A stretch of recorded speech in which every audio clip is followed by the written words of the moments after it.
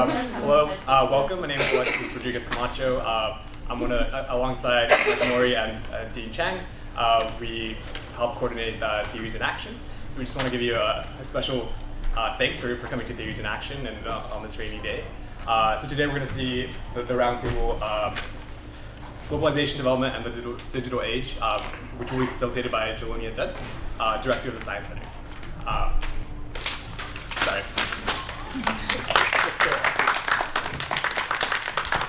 Good afternoon, everyone. Thank you all for coming out in the nice pouring rain, Providence.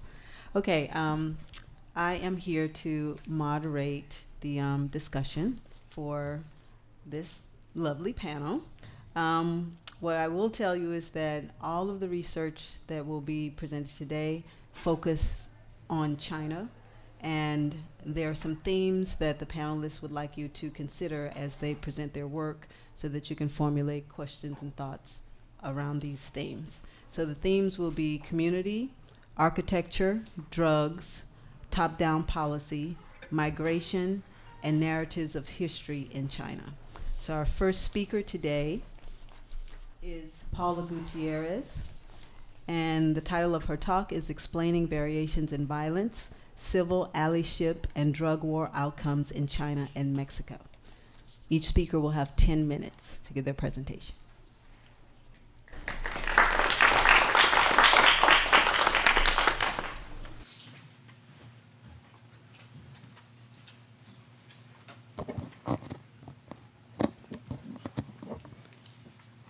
Good afternoon, everyone, and thank you for being here. Today I'm going to be presenting on the findings from my thesis, which is titled Explaining Variations in Violence, Civil Allyship, and Drug War Outcomes in China and Mexico. But first I want to spend a little time explaining how I got interested in this topic. I was born and raised in Mexico City, and in 2006, the Calderon administration declared a war against drugs, which means that since I was 13 and throughout my teenage years, I saw my country become increasingly violent and insecure.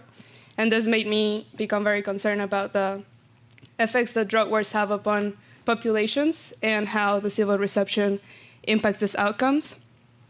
Then I moved to Hong Kong to finish high school there, and I started to become more interested as to how the different historical narratives shape the experiences of drug wars across countries. And so that's the motivation for this thesis.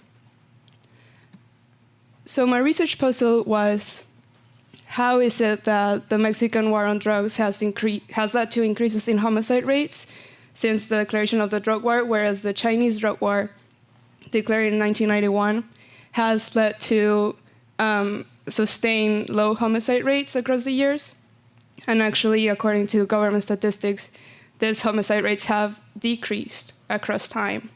So what factors are causing these disparate levels of violence in these two countries? I want to talk a little bit about why this topic is relevant. And I want to direct your attention to the fact that drug prohibition and punitive action against drug use and drug trafficking is the norm internationally. There are 185 nations that are signatories to the UN Conventions Against Drugs. And these conventions not only encourage international cooperation to deter the drug-related activities, but they also legitimize the use of force as a punitive measure against these drugs. And indeed, there are several countries that have declared war on drugs across the years. The United States in 1971, Colombia 1978, China 1991, Mexico 2006, and most recently the Philippines in 2016. So not only is this topic very widespread across the world, but also very timely in view that it is still an ongoing, or it is a measure that countries still want to engage with. So just a quick definition of how I define drug wars. So I define as a state-sponsored militarized counter-narcotic campaigns that seek to curtail the production, trafficking, and use of illegal drugs. And I want to emphasize that the declaration of a drug war is a government metaphor that emphasizes the fighting to defend the homeland against drugs. And it also marks a watershed moment in a country's drug policy, because through a declaration of war, the governments legitimized the allocation of financial and human resources against combating this evil from society. So I don't want to bore you with the literature review, but I just want to emphasize that so far how other scholars have tried to explain outcomes in violence has been either through explaining how criminal networks affect violence outcomes, and another group of scholars have looked at how state institutions impact violence outcomes. There's also a subsection in the literature that has just concluded that drug wars inevitably lead to increases in violence. And the logic behind that is that, according to the scholars, declaring war against drugs leads to markets being driven underground, which makes them not being able to resort to any other measure other than violence to resolve disputes, because they cannot rely on the state to mediate property rights and disputes. So even though there's certainly valuable insights from the existing literature, I argue that so far the scholars have overlooked the role that civil society plays in this outcome. So how civil allyship and the cooperation from civilians in the implementation of policies impacts the violence outcomes. And this role of civil society has been studied by other scholars, mostly in economic development, but it has not been yet applied to issues of public security, such as drug wars.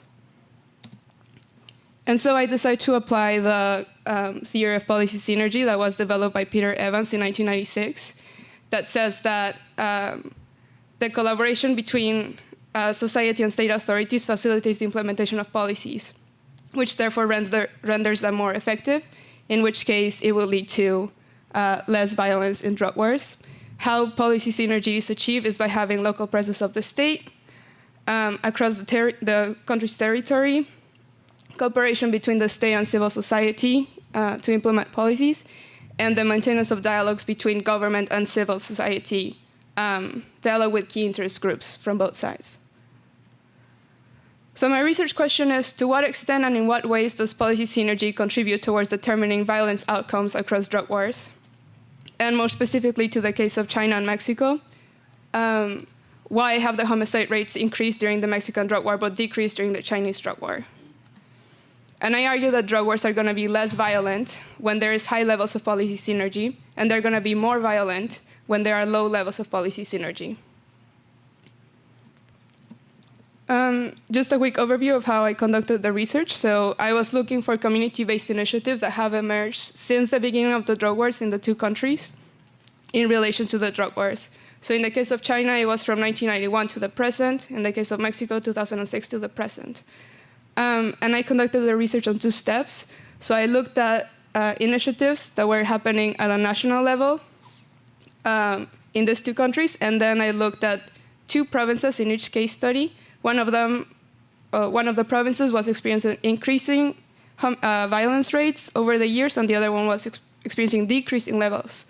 In the case of China, Yunnan was experiencing decreasing levels of violence, and Guangxi increasing. In the case of Mexico, Guerrero was experiencing increasing levels of violence, and Sinaloa was experiencing decreasing levels of violence. And this within case analysis allowed me to control for differences in regime type, and other confounding variables, and bring to the forefront the role of civil society. I conducted fieldwork research and also secondary resources. I conducted interviews in both Chinese and Spanish, and looked at government reports. So my findings were that on a national level, China has experienced high levels of civil support towards drug war policies, and I argue that this is mostly attributed to the fact that the government has been very effective at connecting the drug war issue with narratives of nationalism and foreign imperialism. So all the way back to the Opium Wars, the Chinese government has been very effective at presenting drugs as being from outside, and that China needs to combat them in order to progress. And at some national level, I also find that Yunnan has relatively higher levels of civil allyship in the implementation of drug wars, whereas Wang has experienced certain difficulties in dialogue between government authorities and civil society, and I can talk more about that later. In the case of Mexico, by contrast, there are low levels of civil support, and this is mostly evidenced by the fact that since the beginning of the drug war, there have been several civil movements that call for the end to the war on drugs. There's also a big problem of civil vigilante groups, which are civilians that have gotten arms and oppose not only drug cartels that they see as being aggressive, but also government authorities that they perceive as being corrupt and not really following the interests of the civil population. There's some images there of the protests that have been happening. And as of national level, I found something very interesting, which is that actually in Sinaloa, there seems to be a certain level of support between civil society and drug cartels, because civil society sees these drug cartels as being able to provide them with more security than government authorities. And thus, they have certain levels of sympathy towards them. That photo says, Sinaloa supports you, Chapo, which is the most important drug lord in Mexico. So just to finish my conclusions and implications is that, first of all, policy synergy and civil society do seem to influence violence outcomes across drug wars. And the level of civil allyship towards these policies depends on security concerns. So to what extent do people feel that drug wars are going to be beneficial for the society's well-being? And it's also connected to socio-historical narratives. So the historical relation of countries with drugs is going to define this. And lastly, the one-size-fits-all international drug policy is counterproductive, and I argue that governments should adopt policies that are responsive to national contexts. Thank you.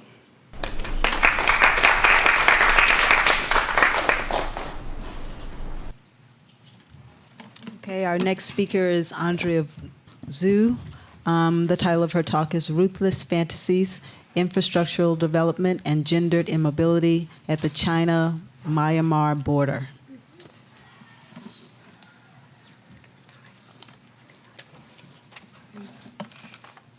Thank you guys for coming today. So I think this is like significantly more people than we expected to come today.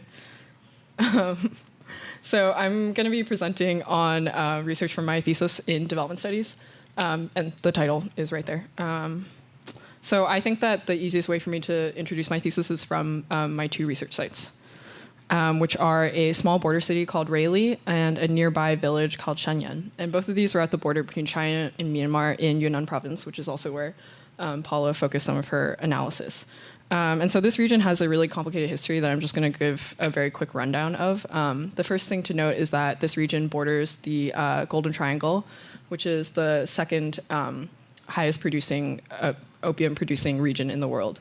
And so as a result, Raili has been a key heroin trafficking point for decades. And concurrently, Raili is also where the first cases of HIV/AIDS were documented in China in 1989.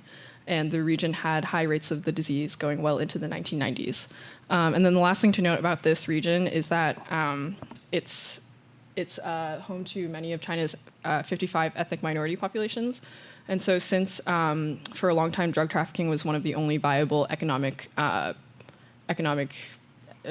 generation outlets in the region, the disease has disproportionately affected ethnic minorities. And the community I conducted research with was primarily a Jingpo ethnic minority community.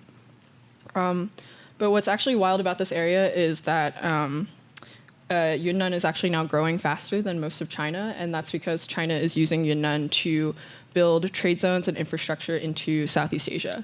And so right now the Chinese government is putting millions and millions of dollars into this region to build roads, new railways, new infrastructure, and new factories in order to integrate trade with Southeast Asia and eventually with South Asia, West Asia, and Europe, and all over the world. And so these are two pictures I took in the city, Raili. And so on the right, you can see that this is an official border checkpoint taken from the Chinese side. And then through across, you can see the Myanmar gate. And then on the left is just a board that was advertising just the level of real estate expansion and hotel expansion that's happening in this city. So infrastructural development in this region has manifested in really major changes within the village itself.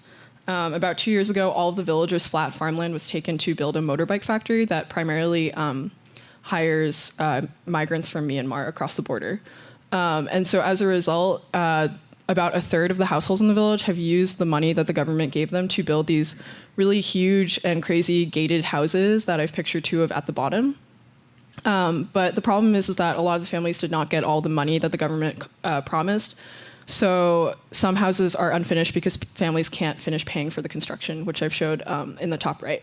And then in the top left is just a kind of cropped photo of one of the more traditional houses that there's still a few of left in the village that have like low ceilings, are made out of grass and wood. So just in the span of like 2 years, families have gone to living in houses like the one in the top left corner and having a solid chunk of farmland to rely on, to living in these really sort of isolating large houses with very little farmland. So when I first came to this region, my initial question was, if this is the new frontier of China's development, then what do the typical markers we think of when we think of Chinese development look like in this new context? So I was thinking of seeing rural to urban migration, a sharp increase in informal, precarious industrial labor. But what I actually found in this village was that most of the young people were neither working nor moving out of the village.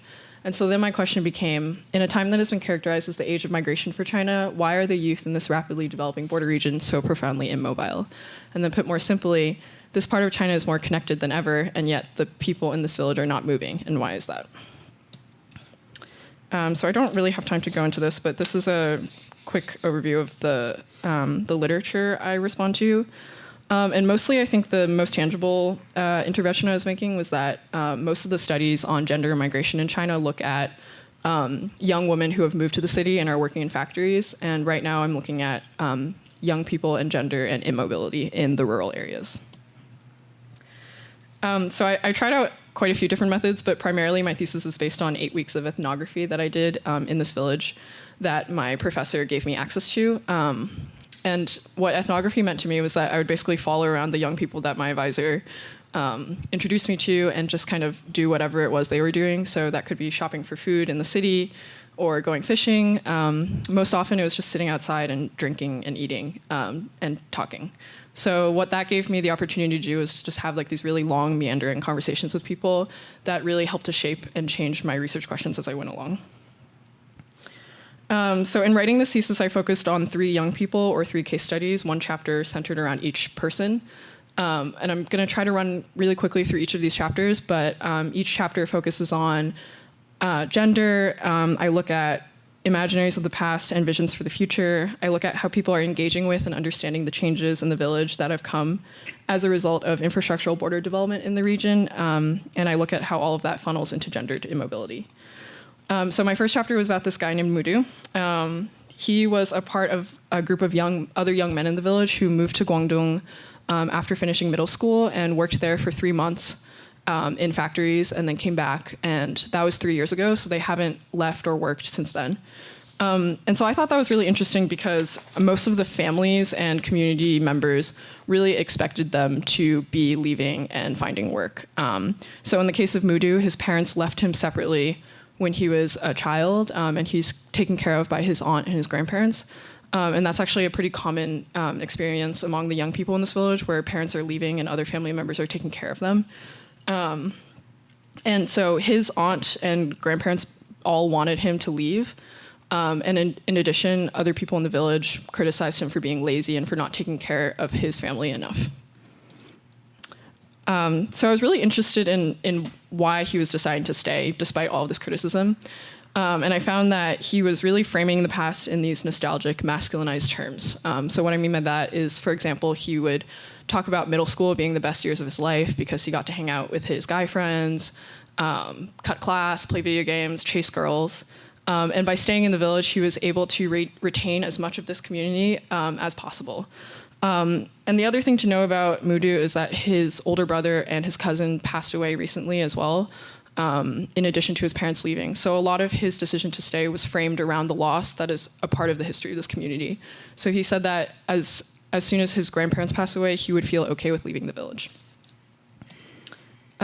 My second chapter is about this teenage girl named Sung Sung, who I had a lot of fun with because she was really into Justin Bieber and Avril Lavigne and Beyonce and all of these American pop artists that if I had been in America, I would also have been listening to and discussing. So she was really into these pop culture aspects as a way of seeking escape and thinking about the future and what was available outside of the village. But at the same time, her past is also very highly marked by the context of this particular village. So her mother passed away of HIV/AIDS when she was a child. Her father is a migrant from Myanmar who doesn't live with the family, and her grandmother is her primary caretaker. And so here I look at, in contrast to the case of Mudu, where the past was very nostalgic and masculinized, I argue that here the past is a source of extreme fear and anxiety, and that is because the burden of the drug problem in Yunnan has largely fallen on women to deal with. And so in Sung Sung's case, her grandmother was actually happier with her staying inside and playing League of Legends on her computer all day rather than going into the city because she was afraid that her granddaughter would turn out the same as her daughter. But at the same time, the future is very powerful for Sung Sung here. So I argue that young women are constructed in development planning around norms of femininity as the ideal modern consumer. So Sung Sung was kind of like a hyper consumer. She really enjoyed buying accessories and makeup and trendy clothing that she really didn't have anywhere to wear.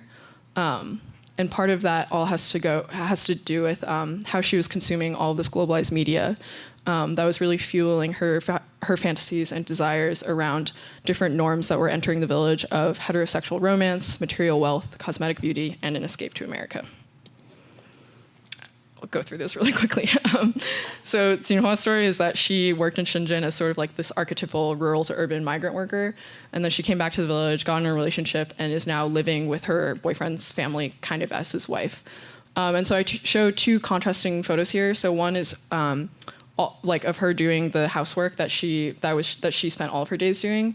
And then on the left is kind of like this highly masculinized space that she was subsumed into as her boyfriend's wife. And very often she and I would be the only young woman hanging out in these highly masculinized spaces. So I argue here that the history of policing and HIV/AIDS in this region, combined with the land dispossession of today, has led to a generational shift in household division of labor and a reversal of the young migrant worker archetype. So just plainly, in her boyfriend's case, her boyfriend's father passed away of AIDS-related illnesses, and then after that, his mother took care of all of the economic labor. But after the farmland was taken away, she felt the need to go migrate and find other work. And so we see this reversal of the idea of a young migrant laborer into an older generation of women. So broadly, in my thesis, I conclude that rapid development mobilizes and generates imaginaries of both the past and the future. So here I was really interested in looking at how the past was very scarring to this area, and yet at the same time, there were all these very powerful visions of the future that development was generating, and that all these ruthless fantasies have powerful implications on people's experiences of the present day. I also hope that my empirical chapters show that how these imaginaries are masculinized and feminized in different ways, and that where they run up against each other has produced gendered experiences of immobility. And most broadly, I argue that is entirely insufficient to understand the effects of infrastructural development in technical, economic, and even political terms, and that one needs to understand them from affective and subjective dimensions as well. Thank you.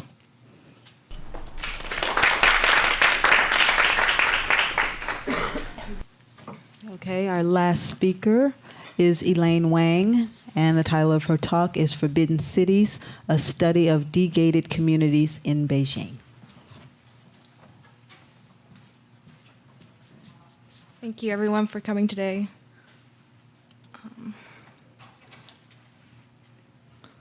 How do I do this? Oh. Okay. So I'm going to present today on my thesis in the history of art and architecture. The title of my thesis is Forbidden Cities, a study of Beijing's degated communities.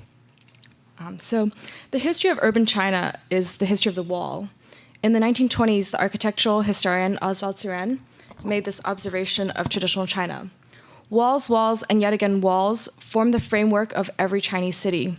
They surround it, They divide it into lots and compounds. They mark more than any other structures the basic features of the Chinese communities.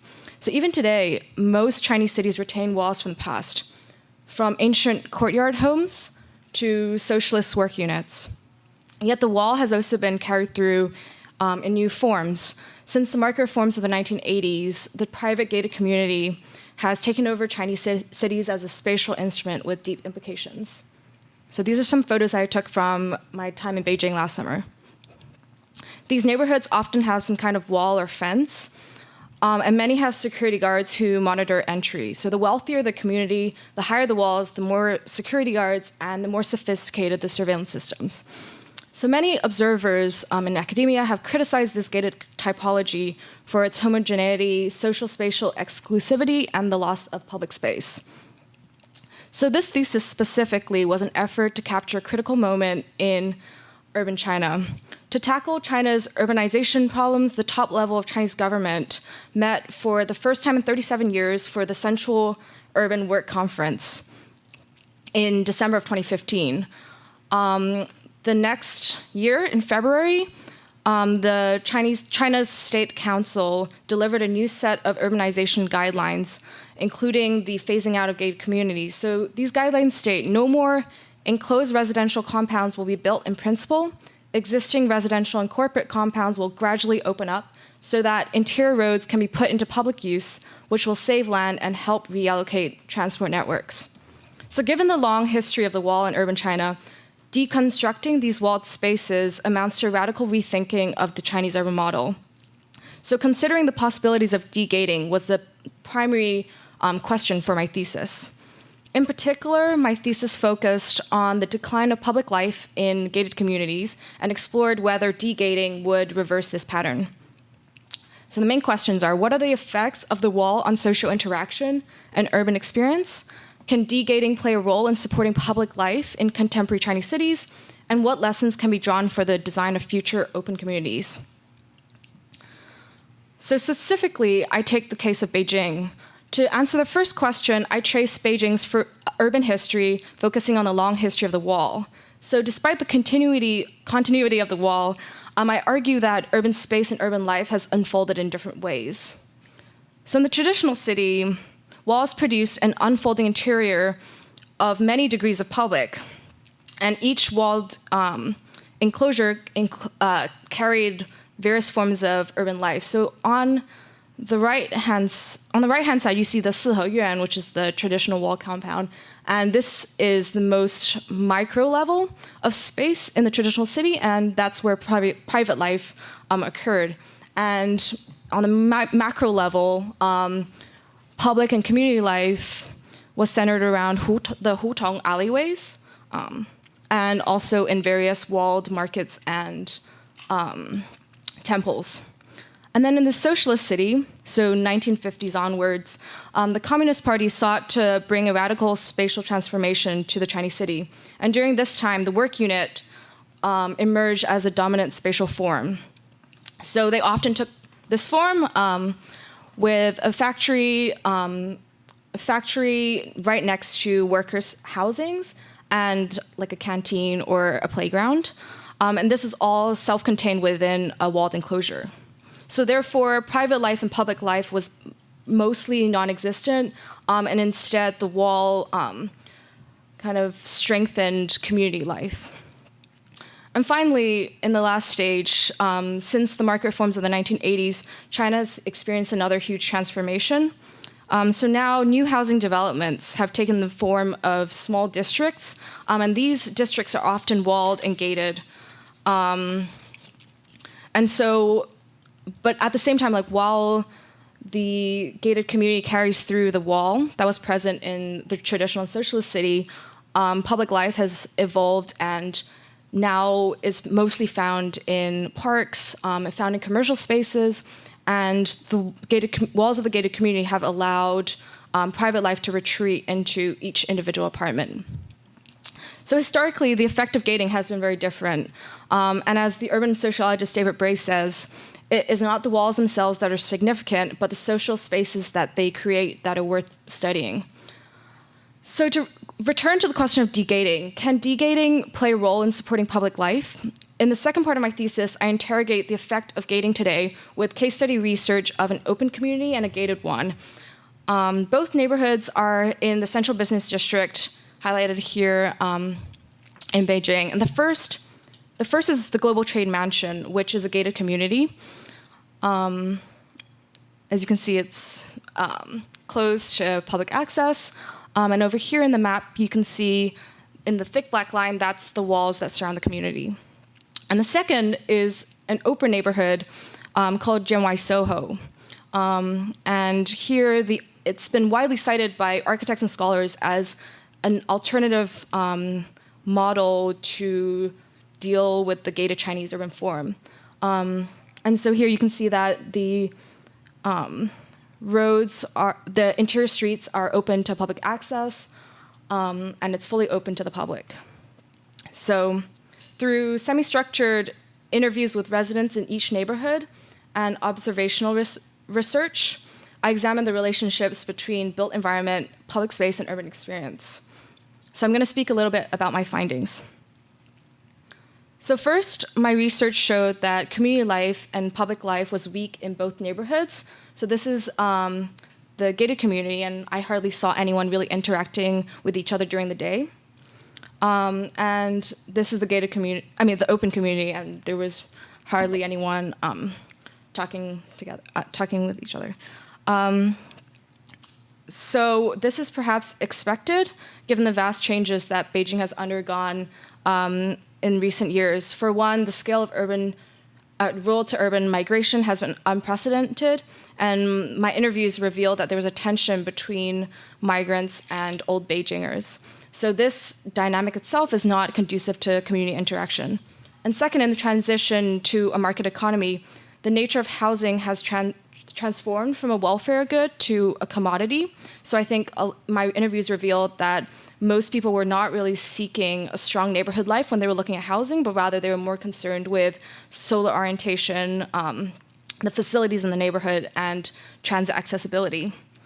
But still, I found that the residents in the gated community were more likely to recognize and know some of their neighbors, whereas the residents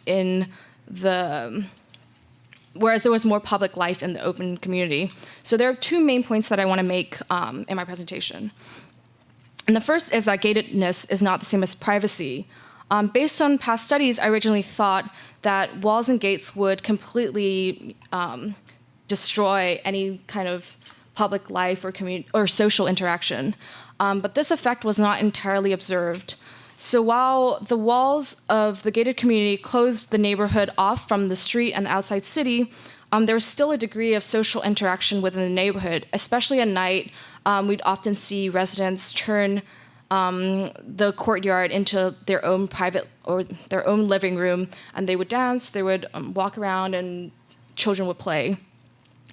Some outside residents would also come in because in the Chinese context, gating is not necessarily very strict, and the residents knew that, and so there was still a degree of interaction there.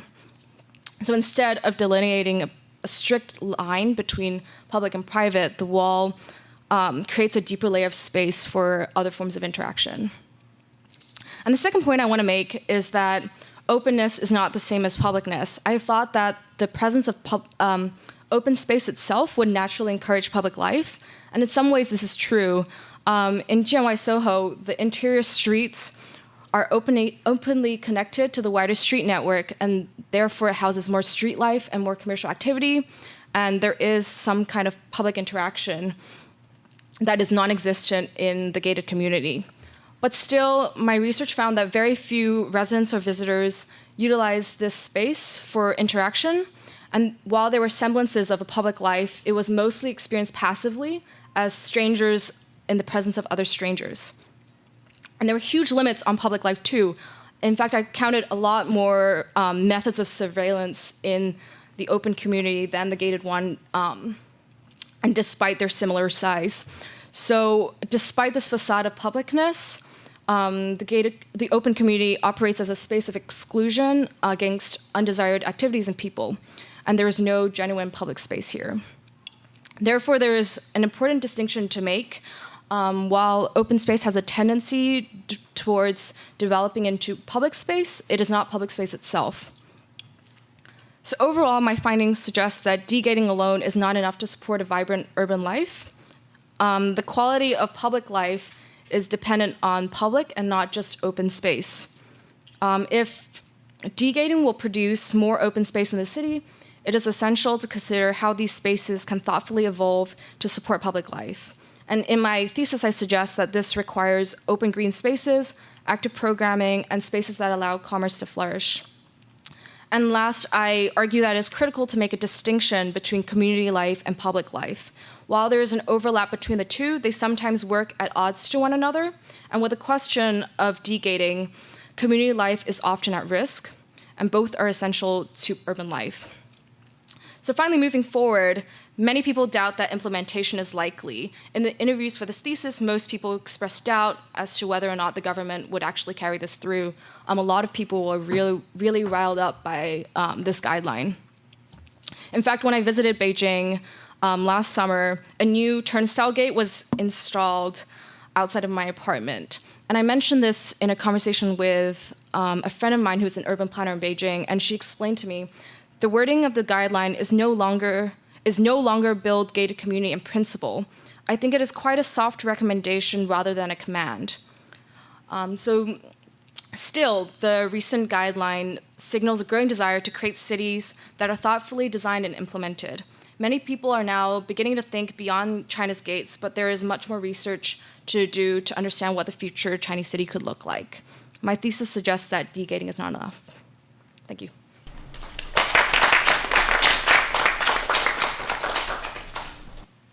Okay, so now the panelists will ask each other a question, and I guess we will give the responses about 1 minute each. That's about a good amount of time to respond, and then we will open the questions to the audience to engage with the panel.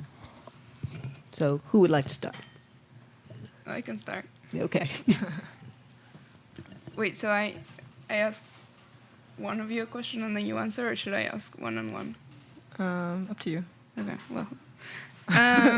So to Andrea's research, I want to know more about what you think is going to happen, what you think the future of the community is going to look like. In particular, since I'm most interested in the drug side of it, I know that Yunnan is the province in China that receives the most funding for HIV treatment.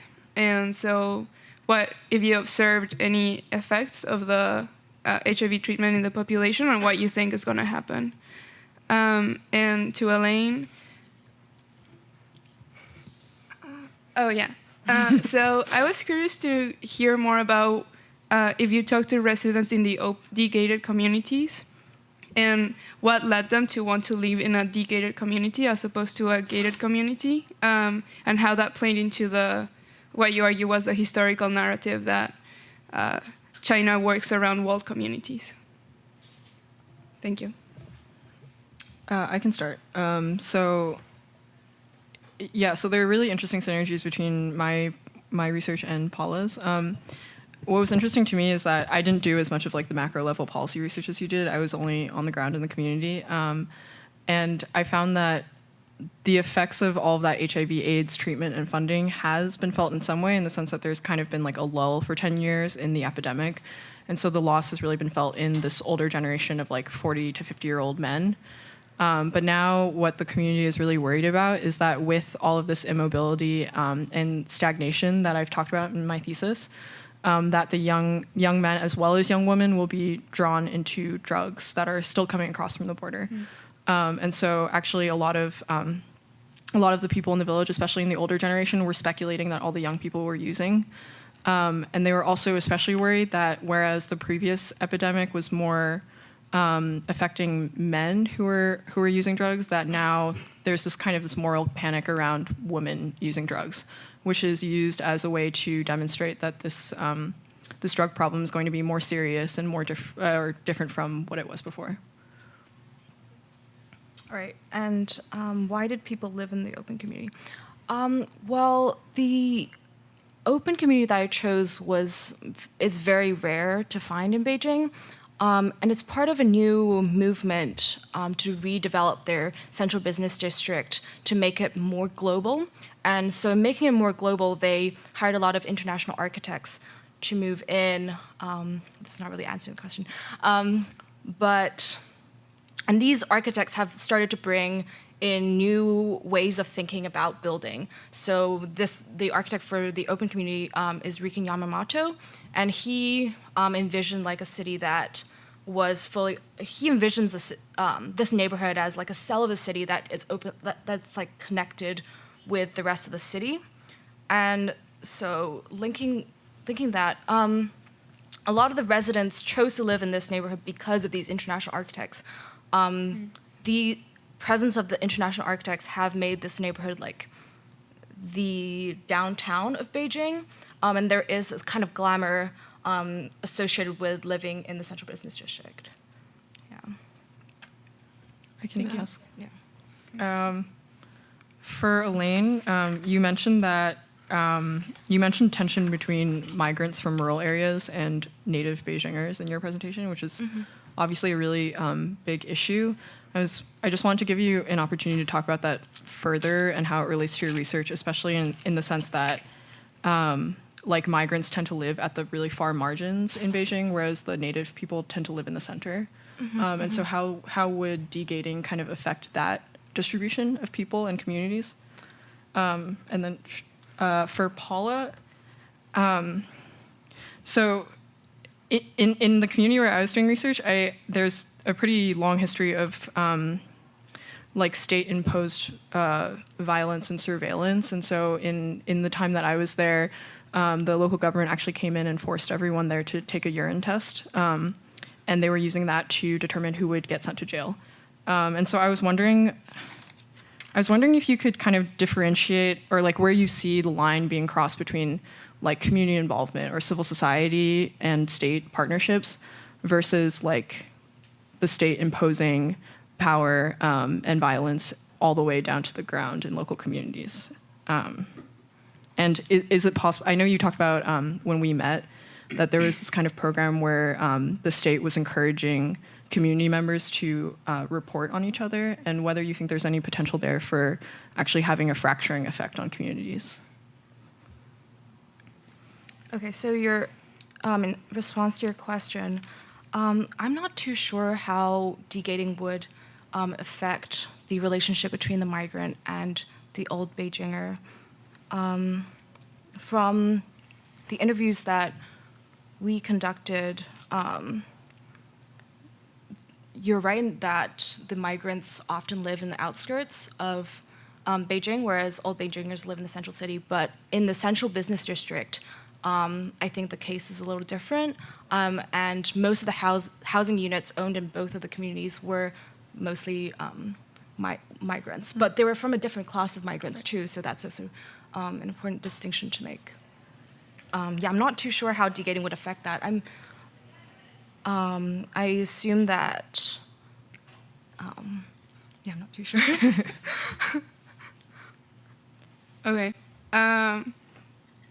So your question was, to what extent is it that state is imposing itself upon the community, and to what extent is it that civil society participates in drug war efforts voluntarily? And so I think that there is definitely something to be said about the power that the Chinese government has upon communities.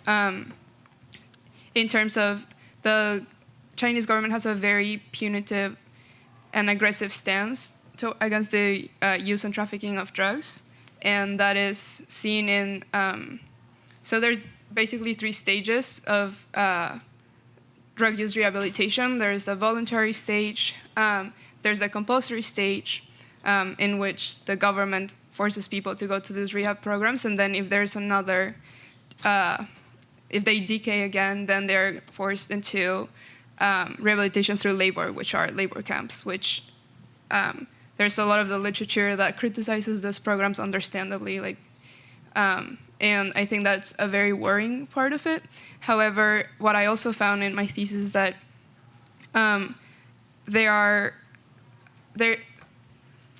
Chinese society, from what I found, also has internalized the idea that drugs are an undesirable factor in the community. And so how that translates is that there are education programs that are initiated by the community themselves. So I found that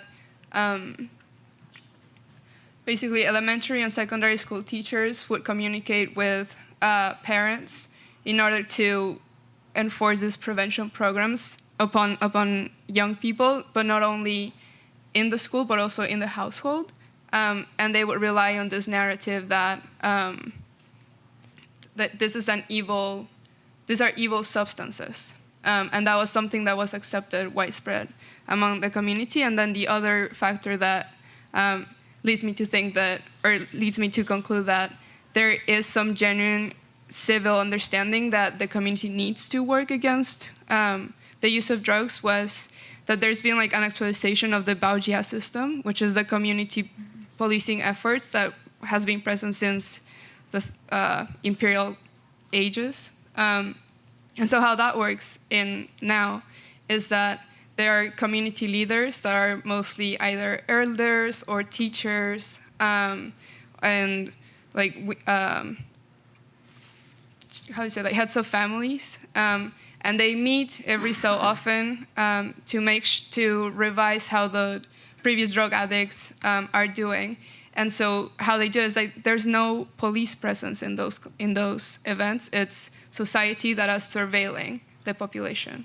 So I think that there is something to be said about civil society understanding it as their duty to also participate in this effort.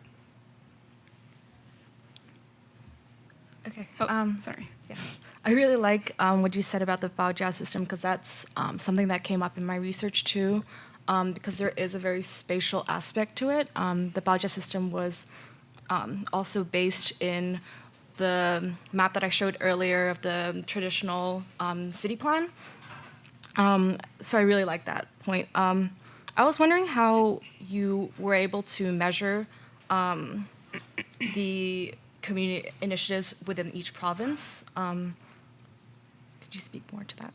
And then to Andrea's, how did you choose the 4 people? I know you mentioned that Professor Shih had referred you to them, but I was wondering whether your conclusions would be different if you had followed people in different age groups, or yeah.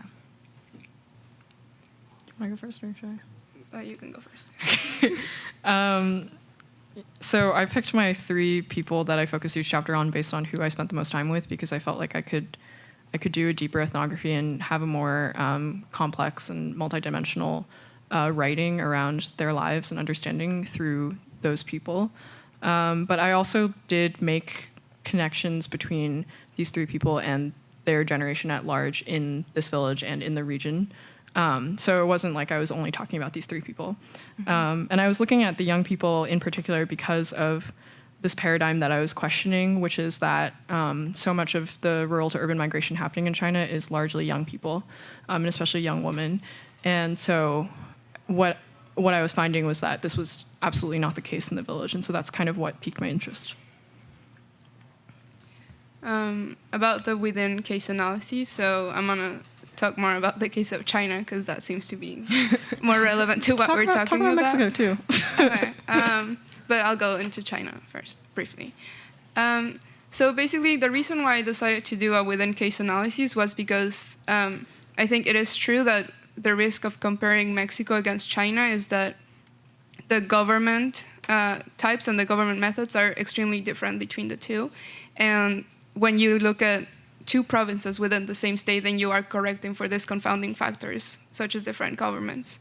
And so I chose Yunnan and Guangxi because these are 2 provinces that have similar socioeconomic backgrounds, and they are 2 provinces that have very similar involvements with drug trafficking and drug-related activities, but they have been experiencing different trends in violence.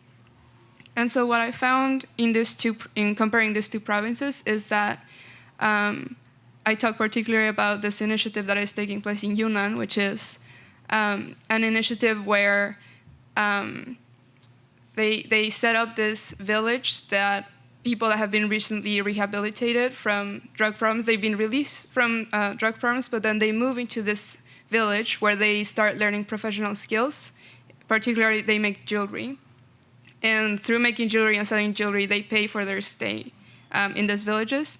And while they're in these villages, they start having social interactions between recently rehabilitated people, and they start reintegrating to their former community. So they do visits, social service activities, and so that allows for a gradual reintegration. And I found that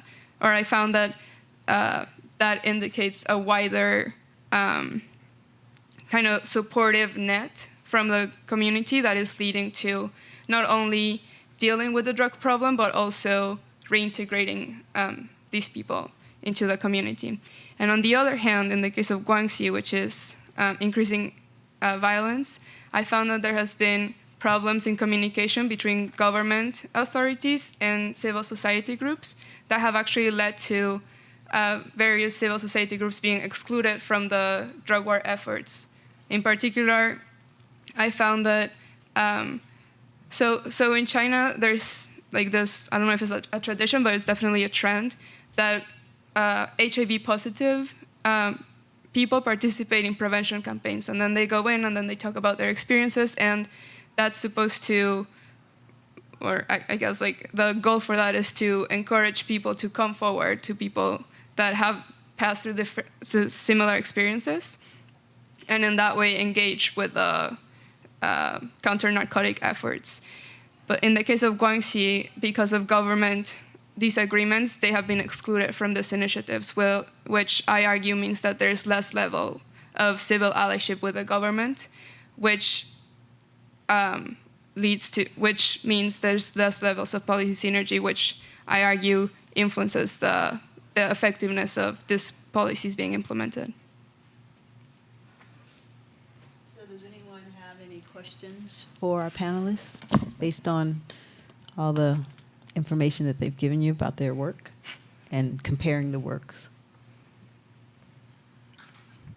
Can I ask you a follow or a clarifying question first? Yes. When you say violence, do you mean like just general homicide? Do you mean state violence against civilians, or what exactly? So what I did on a national, when I was comparing Mexico to China, I looked at homicide rates. So just in general, how many murders were registered. When I looked into comparing provinces of Guangxi and Yunnan, I had to look at crime rates, because actually one of the limitations of the thesis is that the government does not release province-level data on homicides, so I had to use a proxy variable, which is crime rates. And so that includes also issues of robbery, issues of stealing, I don't know, like fraud also. But I tried to correct for those ones by choosing similar socioeconomic provinces with similar socioeconomic levels. So I was basically also looking at homicide rates. So how do you differentiate between general homicide and homicide that's related to a drug war? So, yeah, it's not possible to do that, right? So, Right. The reason why I chose Yunnan and Guangxi is because these are the provinces that have very significant involvement with drugs. And so one of the premises of the thesis is that violence in these provinces are going to be significantly related to drug activities. Okay. I have a question. Do you think that you could apply your analysis to American cities that suffer greatly from, violence and drugs? So we have particularly Chicago, everyone knows is just in turmoil. Do you think you could apply the same type of analysis to major American cities? Thank you for that question. I think it's a very interesting question. So I chose China and Mexico as my case studies because these are drug-producing and drug-trafficking countries, whereas in the case of the U.S., that's a primarily drug-consumer country. Okay. So I think that for future research, it would be interesting to try to apply a similar model to drug-consuming cities, countries. So at this point, I guess it's to be found out. Any questions, anyone? Yes. So my question is for Elaine. Thank you for your presentation. I found it really interesting, just to sort of think through, because this is, I think, an issue that is not only perhaps present in Beijing or in China, but it's also something that I think is occurring much more in other cities. So you talked a lot about in your presentation about sort of micro-level interactions within these communities, so how people were interacting within sort of the gated communities or in the vicinities of the public, more open communities. But I was wondering if you found throughout your research narratives that were contrasting the sort of micro-level interactions within the communities with wider sort of societal trends in the sort of larger city. And I was just interested in this because, at least from what I know of other cities, it tends to be, the gating communities tend to be sort of a longer trend in terms of like gating more communities, because there are all of these like existing tensions between various different groups in the city. So I was wondering first if you've seen sort of throughout the histories that you observed in Beijing in particular, if you saw sort of changing historical trends in terms of people's responses to gating communities, given the fact that you've observed sort of this rural to urban transition and like different social makeups of the city, in terms of how people are responding to either gating more communities or de-gating communities, in terms of like, I don't know if you found like particular narratives that put those sort of two different aspects of urban life in tension, or if it's changing sort of in the long run, given the changing social makeup as well there. Okay, so your question is,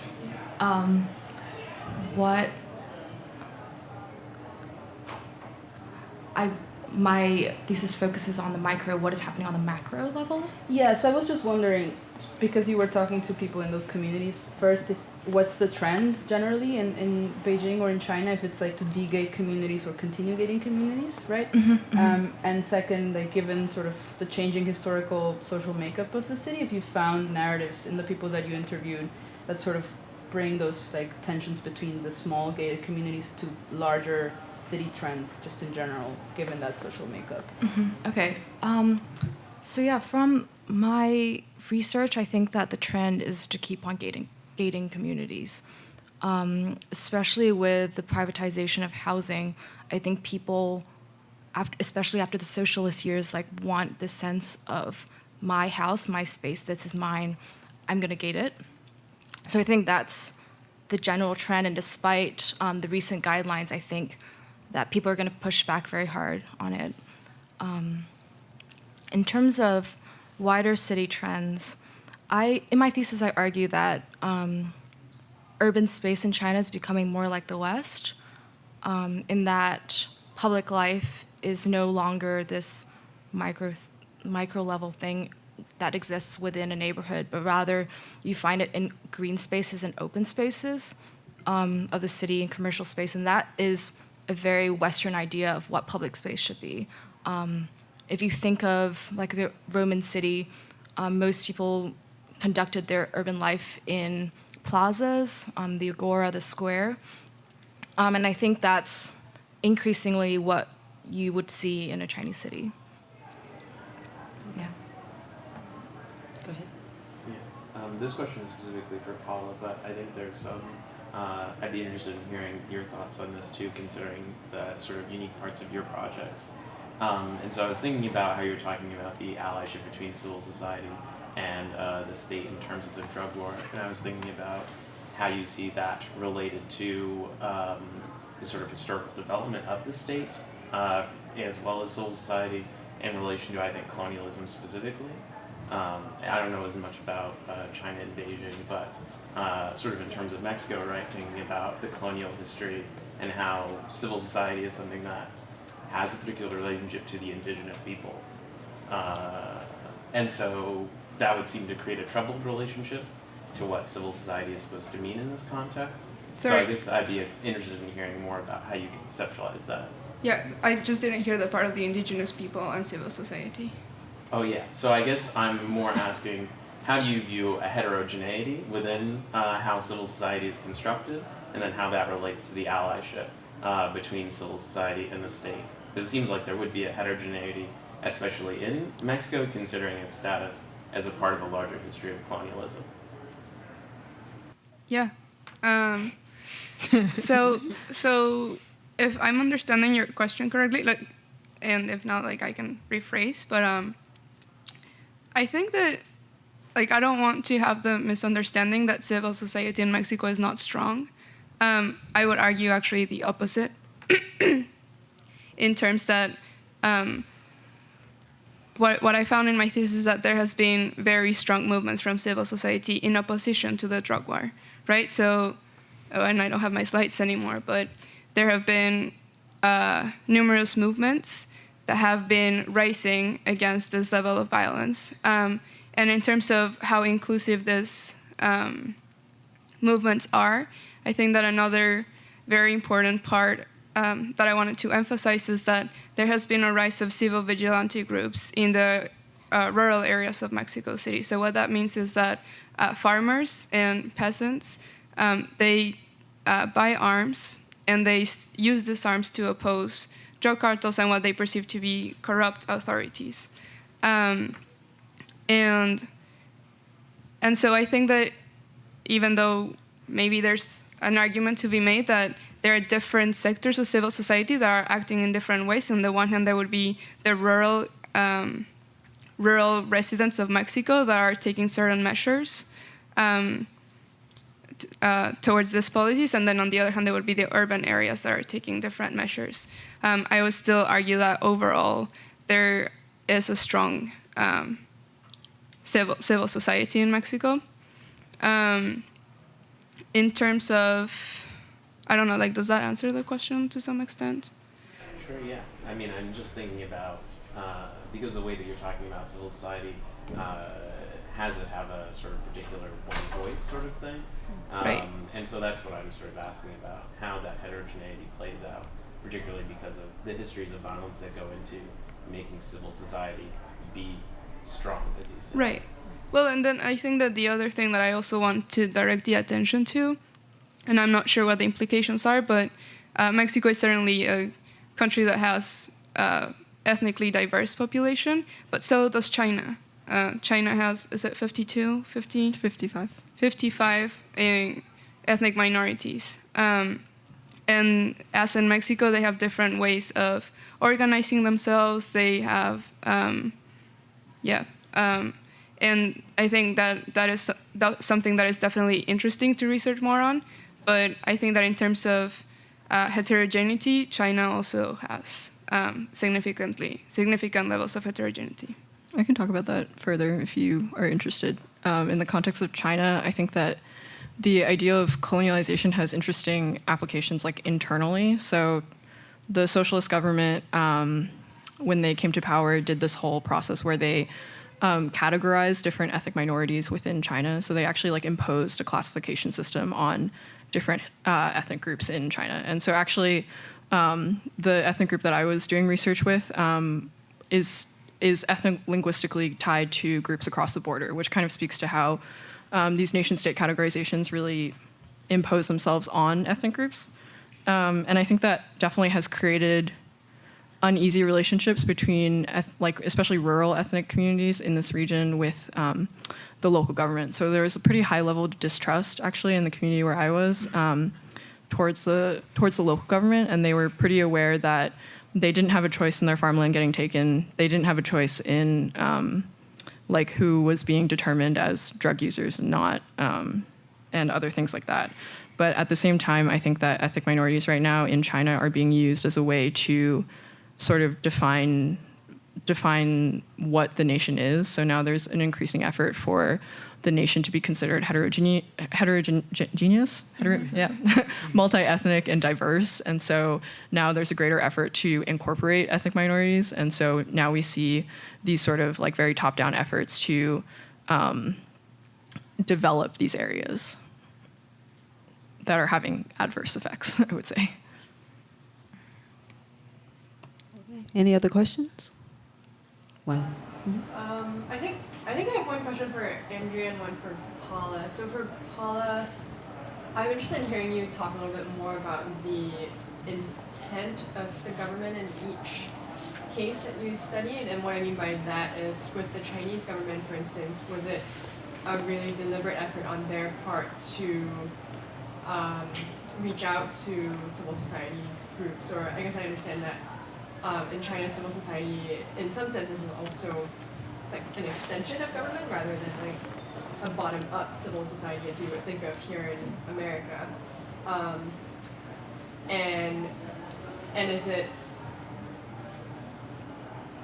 it the case that like in certain governments, it's just like their theory of how to address drug problems just inherently is more focused on using violent strategies versus engaging with civil society? That makes sense. Do you mean like internationally? Is it that governments rely on use of force? Yeah, so I'm just thinking about like the Philippines, for example, versus where in China it might just be that like violence was not as much a part of their sort of theory change. Do you want to ask the question? And then I guess for Andrea, my question was I didn't fully understand how the infrastructure development that's happening in the region. I guess you were mainly talking about sort of like land grabs that are happening by the state, and was your point that that's part of what's causing immobility among the young people? Is it that the state, by developing all this infrastructure, is hoping that the young people are going to then move out of the villages, take advantage of these new development opportunities, but they're not doing that? I just wanted a better understanding of the picture there. Do you want to go? Sure. So I think that in terms of government intent, I think that, and that's something that I emphasize also in the thesis, that is, I argue that states should be following drug policies that are responsive to the national context and needs. And so something very interesting that differentiates these two cases is that if you look at the history of Mexico's relations with drugs, you will find that the first counter-narcotic efforts in the 20th century were a direct consequence of Nixon's declaration of war on drugs. So when the US declared the war on drugs, part of the policies was to combat drug production in other countries abroad. And so when Nixon declared the war, the Mexican government received money and like human resources to start combating the war also. So, and then on the other hand, in China has had an opposition to drugs since the imperial era, so since the Opium Wars, all the way to when the PRC was created, and then most recently in 1991. And so there has been this constant narrative from the that it has been given to the population where the drug wars come from abroad, the drug wars are making China submissive to foreign interests, the drugs are preventing China from being free and progressing.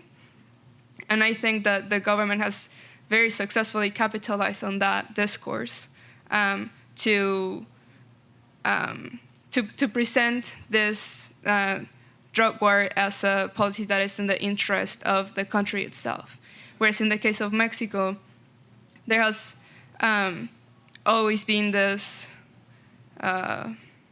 perception, or it has just so happened that the counter-narcotic efforts are always preceded by, I'm just going to say, like the US having efforts, counter-narcotic efforts in their own countries, right? So I think that really speaks to what you were saying about bottom-up strategies. And I think I would argue that it has more to do with the discourse and how it's been presented. So from my findings and from what you can see as all these civil movements against the drug war in Mexico is that there is no civil support. Like there's never been this perception amongst Mexicans that the drug problem consumption and like hindering of progress is in Mexico.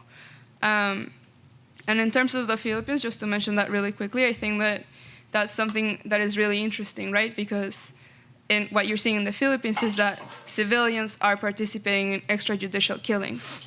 And Rodrigo Duterte became so popular because of his, how do you say that? Like the... Crackdown? What? Iron Fist. Stories, thank you. I made the same mistake on Wednesday, sorry. So it became so popular as a major in the Philippines because of the Iron Fist strategies. And so I think that indicates that in terms of what the Philippine population understands as the most effective strategy at this point is the Iron Fist. And I think that that's definitely worrisome, but it speaks as to the current social values, social priorities of the country. Thanks. Thank you for your clarifying question. So I guess in terms of how the infrastructural development is causing immobility, I can speak on the very tangible sense that because the infrastructural development has been premised on taking people's farmland, that's like the most tangible causal link that I can make, which is that families no longer have this sort of consistent income that they have to work for from their farming. And now they have this kind of like lump sum of cash that is more than any amount of cash that they've had before.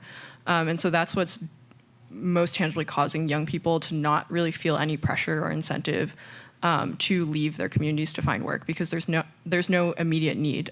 There's still food on the table kind of idea.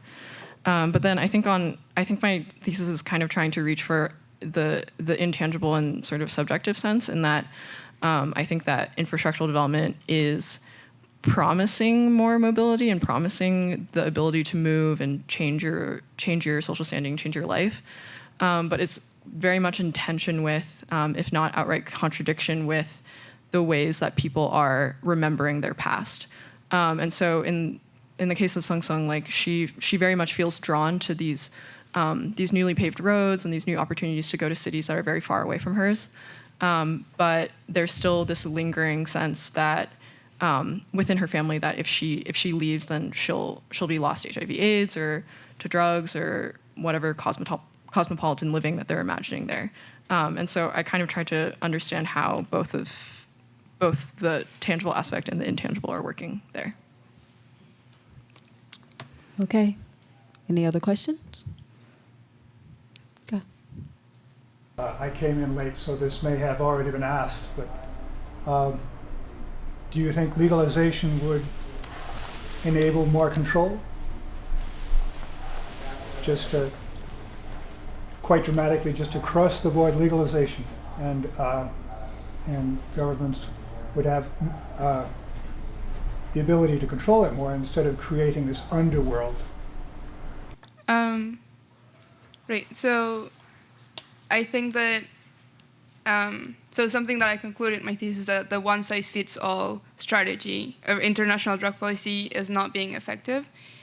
In that case, it's prohibition strategy, and at the same time, I wonder if a one-size-fits-all strategy of legalization would work for everyone, and I'm kind of pessimistic about that, in the sense that it needs to be responsive to each nation's context.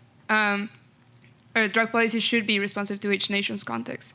I think that in particular in the case of Mexico, drug legalization would not be, I argue that drug legalization in Mexico will not change the violence in the drug war, because the consumer is in the US, not in Mexico. And I am optimistic that since there are several states in the US that are already legalizing it, that is going to lead to a fall in the prices in the Mexico drug market, and it's also going to reduce the reliance of the US in international or in Mexican drugs, and rather foster a more controlled consumption in the United States. So I think that in that case, it would lead to